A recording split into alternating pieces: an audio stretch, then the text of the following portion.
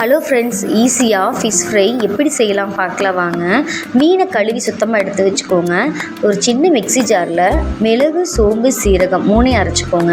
ஒரு பவுலில் அரைச்சி வச்ச பேஸ்ட்டு, 1 டீஸ்பூன் கார்ன்ஃப்ளவர், காரத்துக்கு ஏற்ப ஃபிஷ் ஃப்ரை மசாலா, 1 டீஸ்பூன் இஞ்சி பூண்டு விழுது, தேவைக்கேற்ப உப்பு, அரை எலுமிச்சம்பழச்சாறு, தண்ணி ஊற்றி மிக்ஸ் பண்ணிக்கோங்க. கொஞ்சமாக ஆயில் விட்டு மிக்ஸ் பண்ணிக்கோங்க. கடாயில் மசாலா ஒட்டி வராமல் இருக்கிறதுக்காக இப்போது மீனை மசாலாவில் நல்லா அப்ளை பண்ணிக்கோங்க. ஒரு 1 ஹவர் அப்படியே விட்டுருங்க.